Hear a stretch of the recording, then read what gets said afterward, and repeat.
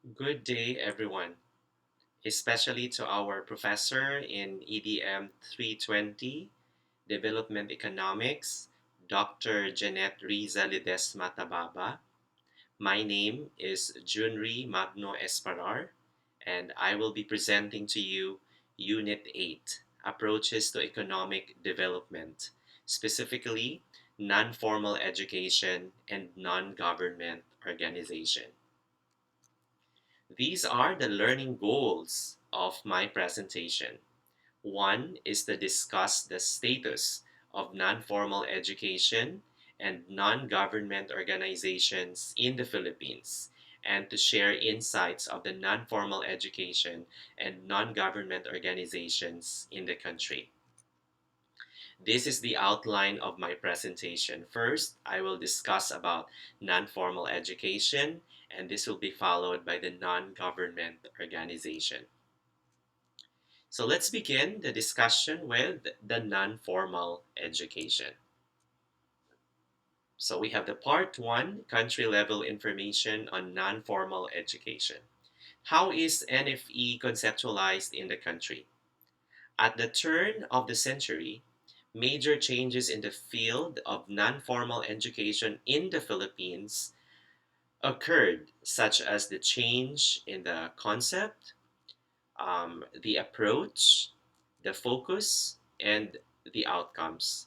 Consequently, various programs evolved, as did problems and issues related to these reforms in non-formal education.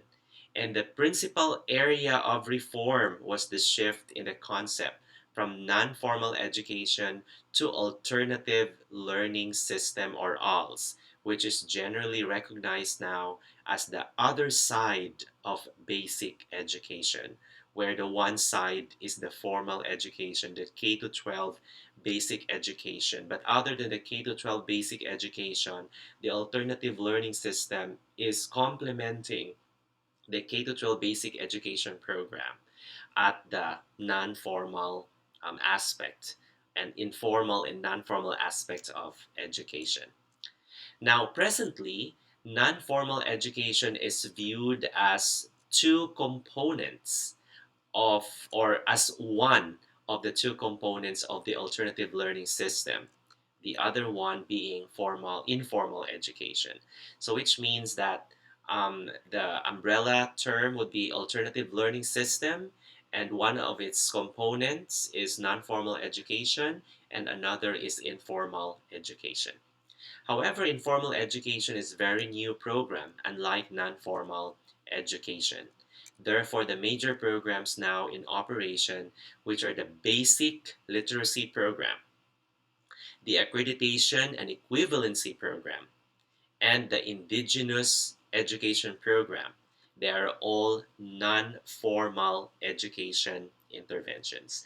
So in the later part of this presentation, I will be discussing to you the coverage of the basic literacy program, what are the methodologies and the activities that mobile teachers employ to deliver this type of non-formal education, and also the accreditation and equivalency program. We will discuss it further later, as well as the Indigenous Peoples Education Program.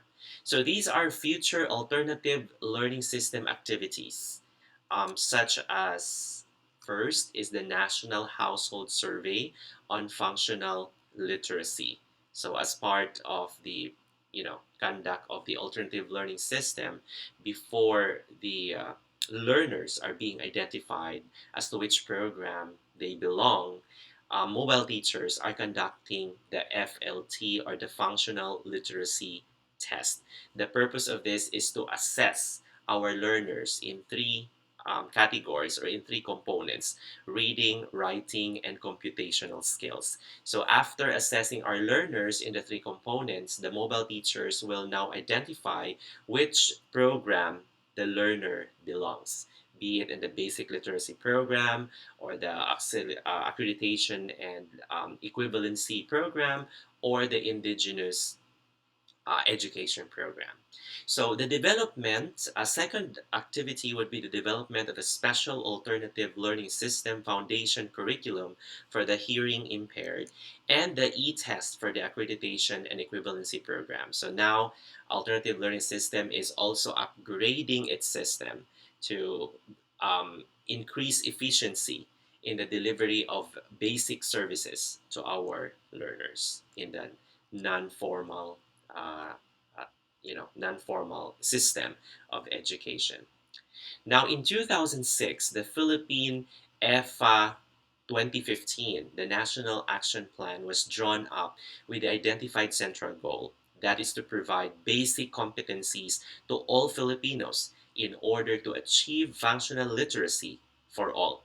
So when we talk about functional literacy, we are talking about learners who cannot just read and write and compute, but learners who can make use of their skills for themselves in order to survive and also to contribute meaningfully to the building of nation as stipulated in the vision of the Department of Education.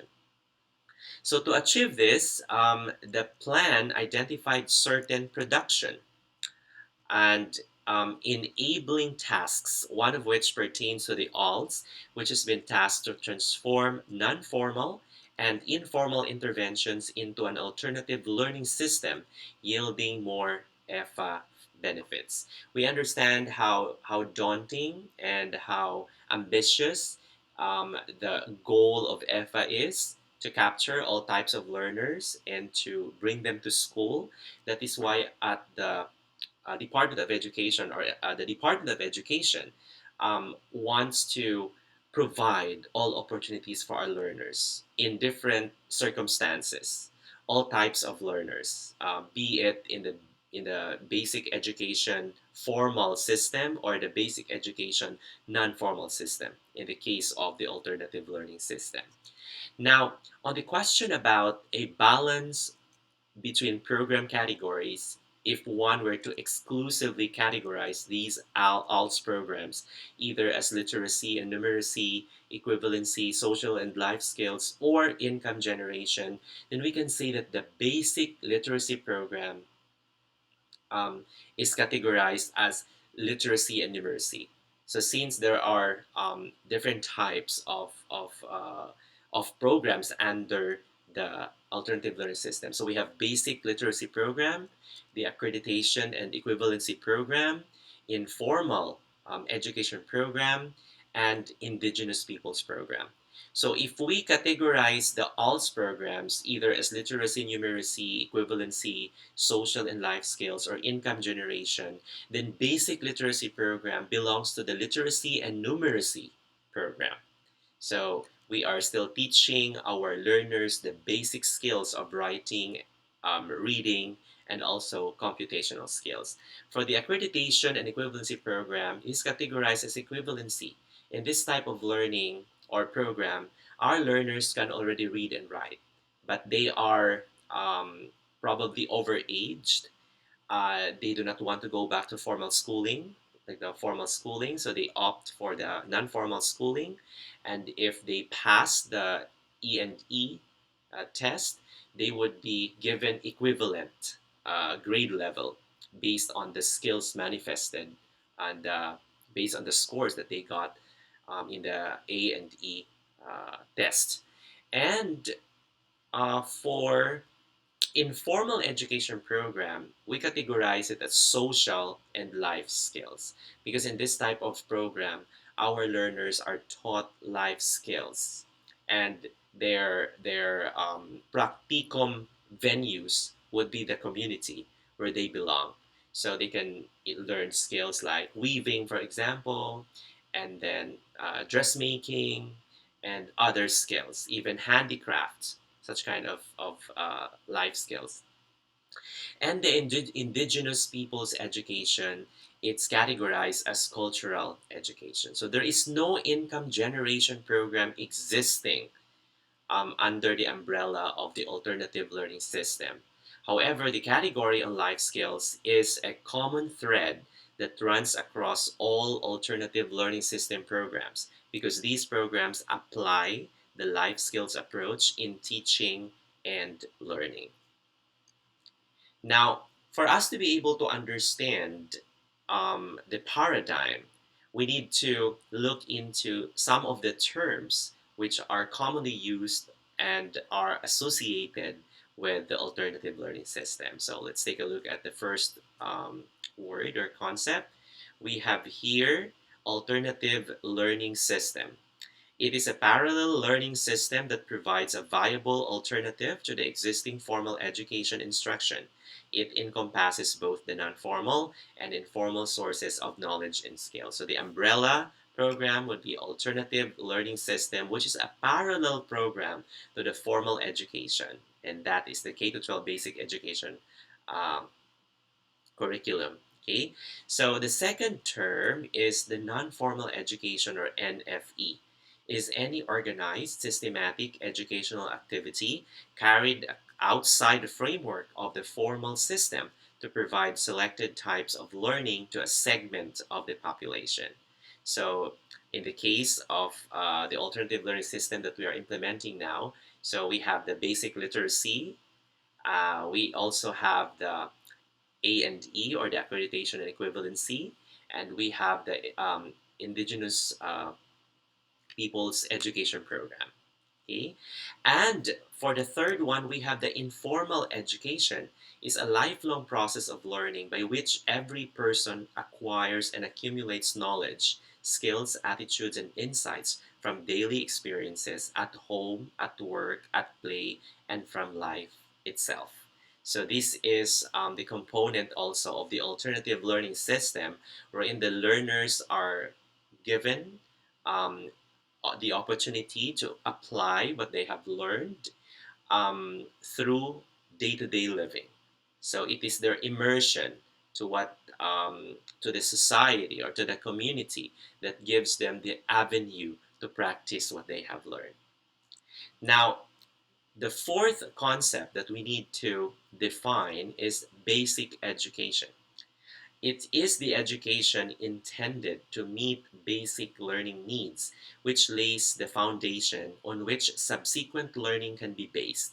It encompasses early childhood, elementary, and high school education, as well as the alternative learning systems for children, out of school youth, and adult learners, and for those with special needs. So we have to have a common understanding on this, that when you talk about basic education, we're not only talking about formal education, that K to 12 basic education, but we also include the alternative learning systems for children, OSY, and adults, and for those with special needs as part of the basic education services of the Department of Education. Now, the fifth concept is life skills as an approach in alternative learning system. The Philippines adopts the World Health Organization WHO definition of life skills. The life skills approach to teaching learning is the principal methodology used in ALT's curriculum, where active learning and cooperative learning strategies are applied.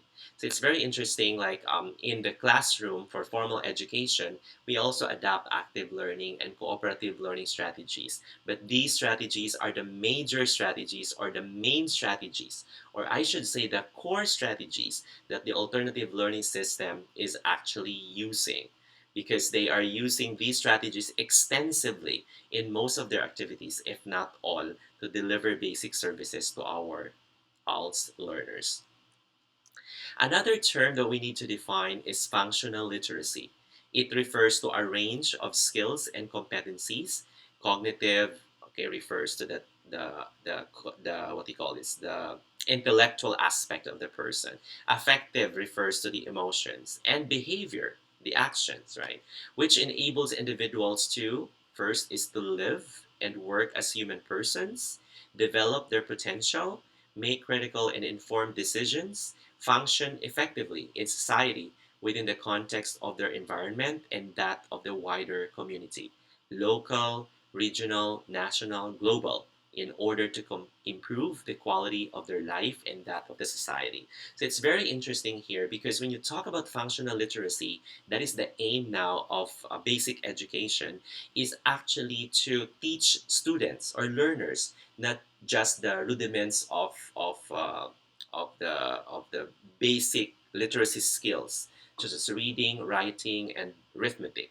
But we have to teach them how to make use of these skills for them to survive, and at the same time for them to contribute meaningfully to the building of nations. So we are producing here now productive citizens of the community, and that's the very essence of the existence of basic education, to produce functionally literate individuals.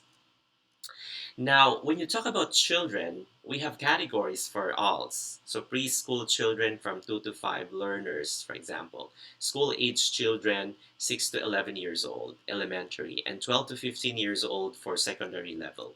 And for the youth, we have 15 to 24 years old. For adults, we have 25 years old and beyond. And out of school youth, OSY, and adults, youth and adults who lack the 10 years of basic schooling provided by government, elementary and secondary levels. Okay, so far, in the context of the present time, during the implementation of the K-12 basic education program, the highest equivalent that the A and E can give, or the accreditation and equivalency can give to a learner, would be senior high school, because now we are implementing senior high school. So the curriculum for ALS still needs to be recalibrated, if ever that they would provide an equivalent level to college. So right now, the highest equivalent that an ALS passer can be given to would be senior high school. Now let's take a look at the legal foundations of the non-formal education policies in the Philippines. So one legal foundation is Republic Act 9155, okay? So the governance of basic education. So on June 6, 2001, the Philippine Congress passed a law that defined the governance of basic education. So among of its provisions, this law recognizes ALS as a complement of formal education and a major component of basic education, with a clearly defined role within the overall educational goals. So which means that non-formal education is not an well, it can be an option, but it's never a what do you call this, a second rate type of education. It still is a premium education, a prime education that we can provide. But of course, looking into the different types of learners, because we want to capture all types of learners, and also all types of circumstances that our learners are in, so that we can provide them the best education that suit their kind of circumstance and the kind of learning abilities that they have. Another legal basis or legal foundation of the ALS is, or the non-formal education, is the Executive Order number 356, renaming the Bureau of Non-Formal Education to Bureau of Alternative Learning Systems. So on September 13, 2004, the Office of the President of the Republic of the Philippines renamed the Bureau's or DepEd's Bureau of Non-Formal Education to the Bureau of Alternative Learning System, or BALS, through this executive order signed by Her Excellency President Gloria Macapagal Arroyo. Not only does this order reiterate the Bureau's mandate to address the learning needs of marginalized learners, but also it directs BALS to provide a systematic and flexible approach to reach all types of learners outside the school system. So it's very interesting. We are trying to capture different types of learners now. So this is promoting inclusivity in education, because inclusive education is aiming to capture all types of learners and to provide the basic services to all of them in whatever circumstance they are in. Now, in addition to the executive order spelled out the function also of the BALS, and they include number one, to address the learning needs of all the marginalized groups, including the deprived, depressed, and underserved citizens. Second is to coordinate with various agencies for skills and development of the learners. Third is to expand access to educational opportunities for citizens of different interests, capabilities, demographic characteristics, and socio-economic origins and status. And the last is to promote certification and accreditation for basic education of alternative learning programs, both formal and informal in nature. One of the reasons why we have forged partnership with the LGU and other non-government organizations because we want also to provide our ALS passers or ALS learners opportunities to find jobs and also to increase their opportunities in different types of conditions so that they can benefit much from the learnings, from the education, from the knowledge that they have acquired in the alternative learning system. And one of the perks that we provide to our ALS learners is actually the accreditation and equivalency certification, wherein they can be what do you call this? They can be graded according to their competency, and that they can be accelerated to a certain level, such that if they wanted to pursue high school, for example, and they are old already, I mean, they haven't graduated elementary yet, so they can enroll the A&E or the accreditation and equivalency program, and then if they pass the A&E test, then they can be accelerated or promoted to the senior high school level. So, for example, depending on the age level of the student. So, there are certain conditions also that ALS considers, or yeah, before assigning certain grade level that the learners actually belong. Now, let's take a look at the Education for All EFA plan for 2015. So, in 2004, the Philippine government once again committed to participate in the global campaign for education by or for all by the year 2015. So, as I mentioned earlier, this is an ambitious program. That is why, for the Philippines to be able to capture all types of learners, in different situations and different circumstances, we have provided two types of education. One is formal and another is non-formal in a form of an alternative learning system.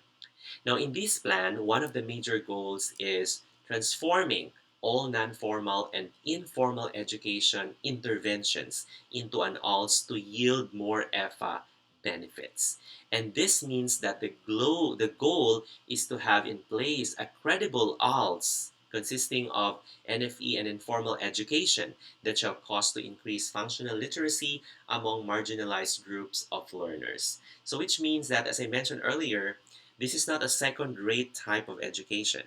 Although our students are enrolling in the non-formal type of education through ALS, but they can still benefit from the education that they get. And this is still comparable with the formal type of education because the skills that they acquire here are still aligned with the national goal of the Department of Education. And to this end, certain tasks will need to be undertaken, namely, one is to develop and strengthen the DepEd's balls and mandate to serve as a government agency to guide the development of the country's ALS. Second is to make available public funds for ALS programs of GOs or government organizations and NGOs, non-government organizations subject to the guidelines of BALS. Third is to build and develop a constituency for ALS development. Third is conduct research and studies to test cost-effective options for delivering quality ALS. Fifth is to undertake an inventory of available resources in localities for literacy interventions outside schools, and to ensure a vigorous and credible system for reliably assessing, measuring, validating, and communicating competencies acquired through non-formal education and informal education. So if you look into the tasks that the ALS are actually undertaking, you can see that their goals are really valid because they are into promoting cost-effective type of education, which is still at par with the national standards. Now, in summary, the EFA plan for 2015 prescribes urgent tasks that will guide the Department of Education in fulfilling the spirit of Republic Act 9155 and EO 356, and ultimately the vision of the Philippine Constitution. It embodies the various programs, projects, and activities necessary to achieve the goal of quality ALS for all marginalized Filipino learners. Okay? Now, let's take a look at the governance and finance of the national or non-formal education. So, how is it governed and how is it financed? So official body supervising NFE programs. So the Bureau of Alternative Learning System, or BALS, an office within the Department of Education, DepEd, is mandated to serve as the main government agency to guide the evolution of the country's alternative learning system. And these are among its key functions. One is to promote, monitor, improve, and evaluate, but not necessarily deliver, alternative learning interventions for functional literacy of out of school youth and adults, for ethnic minorities and other groups with special educational needs that cannot be met by schools, and for desired competencies that are part of lifelong learning. Second is to contract with or make grants to provide providers of non-formal education. Third is to define and set standards for adult literacy programs, accredit and recognize providers meeting standards, and monitor and evaluate adult literacy outcomes among individuals and populations. Now, other official bodies involved in governance of non-formal education are the local government units, or LGUs, which also support our ALS implementers by giving them like venues, okay, community centers, building community centers, and they also in the context of SDO Cabancalan City, our local government units are also providing um, additional teachers to teach our learners. So they fund for the hire, not necessarily the hiring, but more or less funding for additional teachers. Okay, non-government organizations, NGOs, and private groups constitute the support network for ALS at grassroots levels. So just like the formal education, our non-formal education and uninformal education also needs stakeholders for us to work and to deliver the best, and also to be able to bring about efficiency and effectiveness in our services. Um, the main sources of NFE financing are as follows. So one is the government through Department of Education provides funds for the implementation of ALS programs. Second is the government through LGUs also provide funds such as the countryside development funds and special education funds. And of course, the donors. So these are the sources of funds for ALS. So in 2004, 2006, crop year, 2000, or calendar year 2004 to 2006. So we have this allocated budget, okay, in total, coming from the Department of Education. So 112 billion. And the total budget ALS of the Department of Education is 76 million. That's 0.068% of the total budget. And for the calendar year 2007, the total budget of the Department of Education is 134.7 billion, and ALS got 230 million.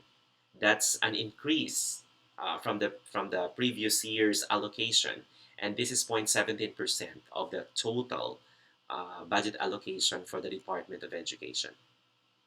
So from calendar year 2006 to calendar year 2007, there was a 16.9 increase in the ALS budget of the Department of Education. And it keeps on increasing because, as I mentioned earlier, as presented, the alternative learning system is a complement the non-formal or to the formal type of education. And since we are trying also to increase and to upgrade the quality of the basic services of the alternative learning system, so we need also to provide more budget so that they can also function and deliver their services as expected of them. Now, the number of target learners, just to give you an overview how many learners there are already in ALS. So we have here the these are the youth and adults in the labor force, 16 years old and above, heads of households who have not completed basic education or are dropouts from school. So 10.5 million. So which means that we need to these are our targets for the alternative learning system. As for the record, the the total population now in the Department of Education as of last year's data, we have 27,770,263 learners from kindergarten to grade 12. And our ALS learners are 739,872 or yeah, 872 learners. That is 2.66% uh, to the total or of the total population of the Department of Education. And looking into the figure here of our 16 years old and above uh, who are actually out of school, we still have to capture many of them. Not even half of the population have been captured because as you can see there are still many of um, our members of the labor force, our adults in the Philippines, have not finished their basic education, which um, the alternative learning system is actually mandated to provide basic education services. Now, to what extent is the national or the non-formal education formally supported and managed? So we have here Kumustahan sa Barangay, which literally means updating in the village. It's an innovative participatory advocacy for, and at the same time, a monitoring and evaluation strategy that serves as a focal venue for the promotion of non-formal education or alternative learning system at the community level. This mechanism brings together various implementers and stakeholders of non-formal education to document successes and challenges on program implementation at the grassroots level. So this is our way of showing our community, our stakeholders, what we have done, what we have gone through so far, and what we have achieved in as far as the alternative learning system programs are concerned. Okay, so here we encourage them to share experiences on the implementation, also with the local government in partnership with the local government unit. So the aim of this mechanism is to mobilize local efforts and to rally support for sustainable non-formal programs implementation. And on a bigger scale, this mechanism provides wisdom in the formulation of standard policy directions and measures in the implementation of non-formal education programs at the national level. Okay? So now on recruitment, so our mobile teachers, are, as they are called, they are also um, what do you call this? They are also hired and according to the existing hiring guidelines for teachers of the Philippines, the Department of Education. But of course, there would be additional guidelines being proposed in the adoption to highlight additional qualifications befitting a mobile teacher position, such as background and experiences in community work, good public relations, etc. Because we need teachers, mobile teachers, who can also communicate the plans and goals of the alternative learning system to the stakeholders to gather more support and to forge partnerships with our sponsors, our donors. So on initial training, so we also provide basic training both at the national and local levels. So they are implemented on how the learning materials are used, so they're trained on that, and what the principles also and the theory surrounding teaching and learning among adults in the non-formal education. So we also conduct in-service trainings for our teachers. Actually, during the induction program of our teachers for the formal education, the non-formal education teachers, the mobile teachers are also involved because we also um, give them familiarization. We familiarize them with the system of the Department of Education. So that's part of the training that we provide to teachers, also for the mobile teachers. Now, for the refresher training, their training and preparation took place in a formal school environment through the teacher in that education institutions in the country. So the same training that we conduct with formal education for the non-formal education or mobile teachers, we also provide them a formal school environment type of training. Okay? So for the support and the supervision, so of course, policy standard and program formulation emanates from the national or the central office, and direct guidance and supervision by the regional, division, and district levels in terms of supervision. So they are supervised by the district supervisors, of course, by the what do you call this? By the division and also by the region. And the division supervisors organize small scale enrichment programs based on the immediate needs and varying work circumstances in their areas. Okay? So this aims to support the professional growth and develop competence of the mobile teachers by organizing them into small groups. So I remember our EPSA, so the one in charge of the ALS in Cabancanan City, they sometimes also organize professional development programs for our mobile teachers to continuously um, provide them technical assistance on the professional development aspect so that they can deliver better lessons, better services to our clientele, our learners. Now, these are the different types of activities that we conduct based on the type of program that we offer. For example, for the basic literacy program, so we have activities here such as before learning activities, such as before the actual conduct of the learning intervention. So we have certain activities to conduct. So structured sessions like face-to-face learning sessions using the basic literacy learning materials. We also have the one-on-one individual tutorial, cooperative group learning. So these are among the activities.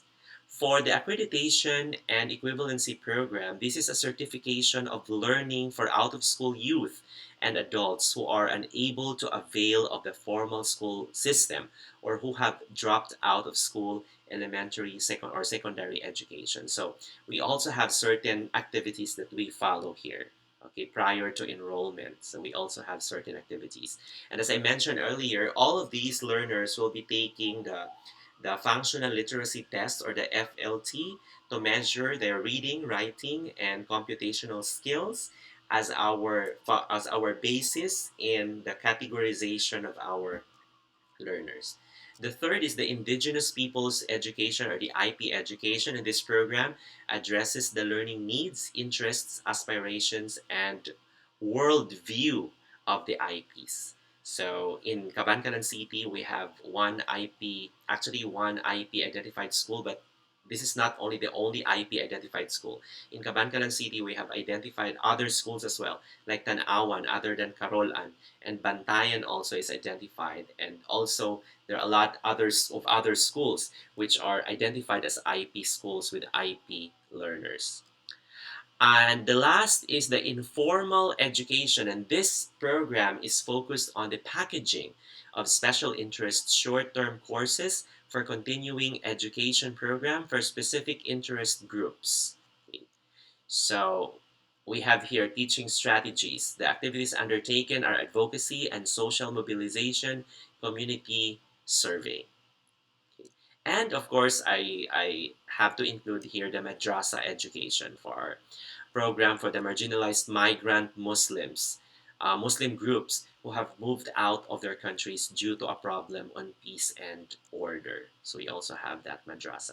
Now let's move on to the second topic that I will discuss, and this is on non-government organization. So let's define first what non-government organization is. A non-government organization is a non-profit group that functions independently of any government. So we have here the keyword non-profit group. So which means they operate not because of profit.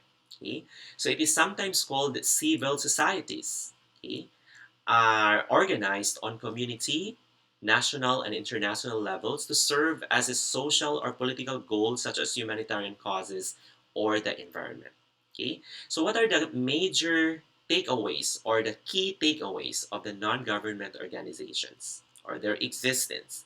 NGOs or non-governmental organizations play a major role in international development, aid, and philanthropy. Okay? Um, we understand that their goal here is to help the marginalized, especially the voiceless, those people who are not represented. So they represent them. Okay, so they're also doing philanthropic activities, okay? Helping others, especially those who are in need. Okay? NGOs are nonprofit by definition, but may run budgets of millions or up to billions of dollars each year because they can also generate money from donors. So later we will find out how does NGOs or how do NGOs also thrive and sustain their existence. As such, NGOs rely on a variety of funding sources from private donations and membership dues to government contribution. So, which means that, as I mentioned earlier, how do they thrive? How do they sustain their existence? This is it. They get sources from private donations, also from memberships, and government contribution. So, we have the World Bank identifies two broad groups of NGOs. One is the operational NGOs, which focuses on the design and implementation of the development projects. And another is the advocacy NGOs, which defend or promote a specific cause and seek to influence public policy. So later I will give you some examples of NGOs in the Philippines. So, how NGOs are funded? So, as a nonprofit, NGOs rely on a variety of sources for funding, and that includes membership dues, as I mentioned earlier. Second is from private donations. And third um, is the sale of goods and services. And the last would be grants. Okay, so we have here some examples of NGOs in the Philippines. One is the Ebon Foundation. So this is a research, education, information, and advocacy organization committed to serve the marginalized sectors. They seek to contribute to people's empowerment by generating and collecting socio-economic data and analysis and disseminate these in the Philippines and abroad. So that's the goal of the Ebon Foundation. Another one is the Philippine Center for Investigative Journalism, an independent nonprofit media agency that specializes in investigative reporting of political, social, and related issues surrounding the Filipinos. So again, they serve to the voiceless. I mean, for the voiceless and for the marginalized members of the community. Third is the Habitat for Human Philippines. So, a nonprofit Christian ministry working to help build responsible and self reliant communities by enabling Filipino families in need to acquire affordable, decent, and durable homes. Okay? And we have the Pro Life Philippines Foundation on upholding the value of life. Okay? They promote a culture of life. Okay? And we also have the Philippine Red Cross. Okay? So the PRC provides major services, blood services, disaster management services, safety services, community health and nursing services, and volunteer services. Okay? So we also have the Ebon Foundation on the protection of the environment. So protecting nature, protecting life. So committed to nature conservation through community empowerment and scientific excellence. And we also have the Society for the Conservation of the Philippine Wetlands, engaged in advocacy works supportive of wetland conservation. And on the welfare of animals, we have the Philippine Animal Welfare Society, a volunteer-based organization working towards protection of animals from cruelty through education, sheltering, and advocacy. And we have the kaisahan tungo sa kaunlaran ng kanayunan at reformang pansakahan. Solidarity towards agrarian reform and rural development. So agrarian reform is about sharing land with landless tillers. It is equally about developing the capacity of the landless turned land holders to become profitable, environmentally sound agricultural producers operating within a social, economic, and technological and political environment that works in their favor. Okay. So, and for my references, I got my most of my readings from Guerrero C 2007 Global Monitoring Report on Non-Formal Education in the Philippines, and also for the HTTPS slash triple dot Investopedia, and also from the WordPress.com. So, with that, I would like to say thank you so much for listening. I hope you get something out of my presentation today. And thank you so much for this opportunity. God bless everyone and keep safe.